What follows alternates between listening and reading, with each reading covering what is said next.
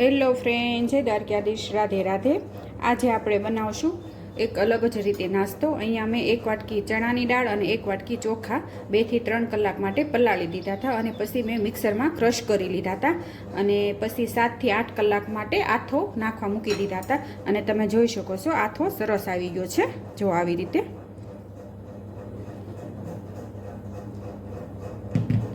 અને હવે આપણે એમાં મસાલા કરી લઈશું અને થોડુંક આપણે જેટલા બનાવો હોય એટલું બેટર અલગ લઈ લેવાનું।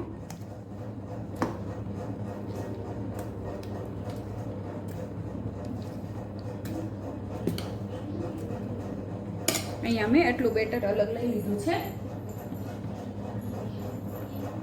તેમાં 1 ચમચા જેટલું ગાજર ઉમેરશું। અહીંયા ગાજર મેં ઝીણું ખમણી લીધું છે અને 1 ચમચા જેટલી અહીંયા મેં લીલી મકાઈ લીધી છે તે ઉમેરી દઈશું અને બાફેલી હોય તો પણ ચાલે અને અહીંયા મેં કાચી લીધી છે અને 1 ચમચા જેટલી ડુંગળી ઉમેરી દઈશું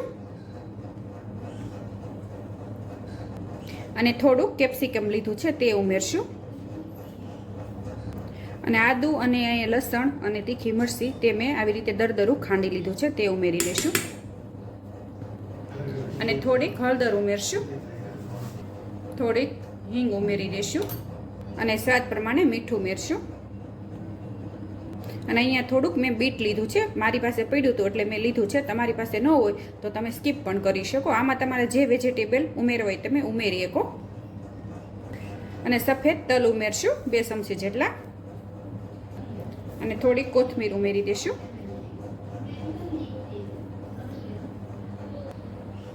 અને અહીંયા બધા મસાલા થઈ ગયા છે। હવે બધું આપણે મિક્સ કરી લઈશું અને અહીંયા ખાવાનો છોડા લીધો છે થોડોક તે ઉમેરી દઈશું। જેમ આપણે ઢોકળા બનાવીએ છીએ તેવી જ રીતે પણ બધા વેજીટેબલ ઉમેરી દેવાનામાં અને ચોળાખાને મિક્સ કરી દઈશું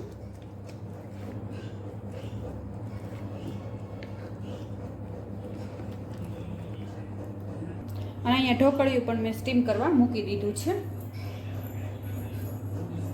અને આ ડીશ મેં લઈ લીધી છે આવી જે ઢોકળિયાની આવે છે તે અને હવે તેમાં આપણે તેલ લગાવી દઈશું અને હવે આપણે જે આ બેટર તૈયાર કર્યું છે તે આમાં ઉમેરી દઈશું અને તમારે જેટલા જાડા કે પતલા રાખવા હોય એ પ્રમાણે તમારે આમાં પાથરી દેવાના આવી રીતે અને ઉપરથી થોડી કોથમીર ઉમેરી દઈશું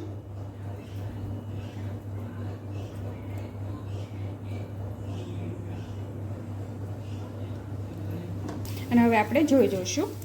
જો તમે સરસ બફાઈ ગયા છે અને આવી રીતે શરીર કૂતાડીને આપણે જોઈ જોઈશું અને અહીંયા જો આ થરી ગયું છે અને હવે આપણે એના પીસ પાડી લઈશું અને તમારે જેવો આકાર આપવો એવો તમે આપી શકો।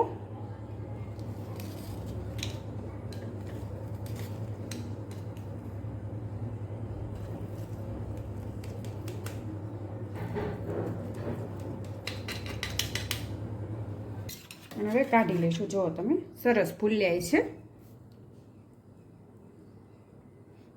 રીતે આપણે એક પીસ લઈ લઈશું અને આવી રીતે વચ્ચેથી કટ કરી લઈશું ત્રિકોણમાં। જો તમે બધા ઢોકળા આપણે આવી રીતે તૈયાર કરી લઈશું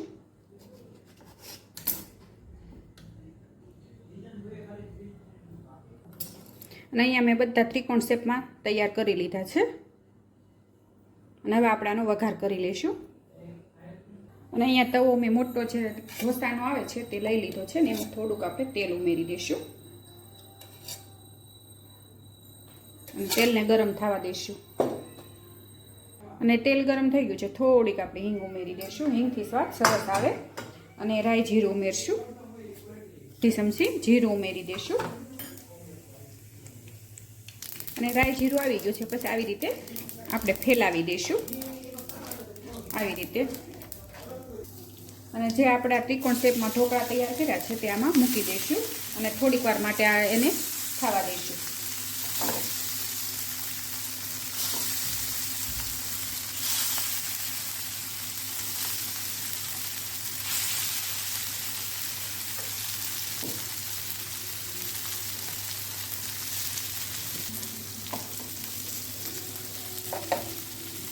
ને થોડાક બ્રાઉન કલરના થાય ને ત્યાં સુધી શેકી લેશું.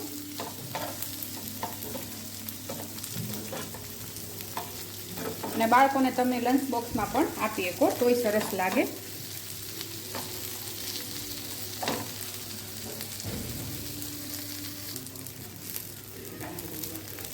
અને અહીંયા ક્રિસ્પી થાય ને સેજ ઉપરનું પણ ત્યાં સુધી આવી રીતે શેકી લેવાના. જુઓ તમે, અહીંયા આપણો નાસ્તો તૈયાર છે. અને તમે પણ એકવાર આવી રીતે બનાવજો, બહુ સરસ બનશે. અને આ ચટણી સાથે કે સોસ સાથે બહુ સરસ લાગે. અને બાળકોને તમે ટિફિનમાં પણ આપી શકો. અને ઘરમાં કાંઈ પણ વસ્તુ ન હોય તો તમે ચોખા અને ચણાની દાળ પલાળીને આવી રીતે બનાવી શકો. અને મારી આ રેસીપી તમને ગમી હોય તો લાઈક કરજો, શેર કરજો અને સબસ્ક્રાઈબ કરજો. અને વધુમાં વધુ શેર કરજો.